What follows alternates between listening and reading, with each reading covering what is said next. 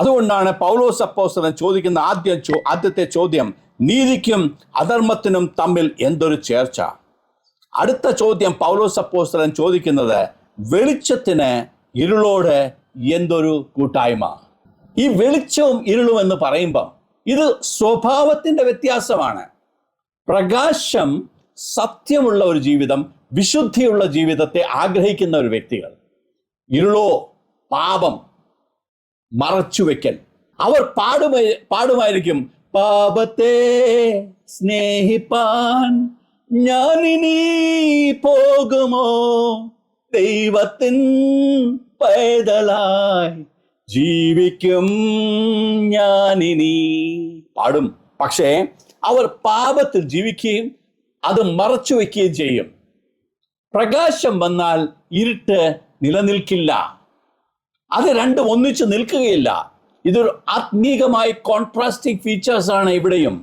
പ്രകാശം വിശുദ്ധി ആഗ്രഹിക്കുന്നു, തുറന്ന ജീവിതം ആഗ്രഹിക്കുന്നു. അതോ ഇരുളോ രഹസ്യം, പാപം, മറച്ചുവെക്കൽ. ഇതൊക്കെയാണ്. വിശ്വാസി വെളിച്ചത്തിൽ നടക്കാൻ ആഗ്രഹിക്കുകയാണ്, അവിശ്വാസിയോ ഇരുളിൽ ഒളിക്കാൻ ആഗ്രഹിക്കുകയാണ്. ഒരു മുറിയിൽ നിങ്ങൾ ലൈറ്റ് ഓൺ ആക്കുമ്പോൾ ഇരുട്ട് അങ്ങ് ഓട്ടോമാറ്റിക്കലി പോകും.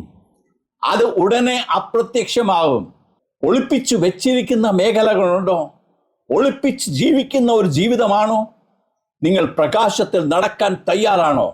മൂന്നാമത്തെ ചോദ്യം, ക്രിസ്തുവിനും ബേലിയാലിനും തമ്മിൽ എന്ത് പൊരുത്തം? എന്ത് പൊരുത്തം?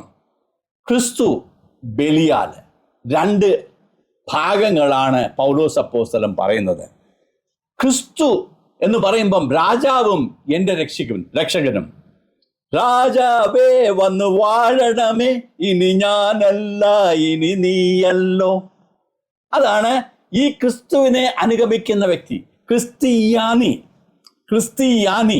അതേ സമയത്ത് ക്രിസ്ത്യാനി ചമഞ്ഞ് ജീവിക്കുന്നവൻ, അല്ലെങ്കിൽ ബെലിയാലിനെ അനുഗമിക്കുന്ന വ്യക്തികൾ, ദുർനടപ്പിൽ നടക്കുവാൻ ആഗ്രഹിക്കുന്ന വ്യക്തി ദുഷ്ടതയുടെ പ്രതീകമാണ്.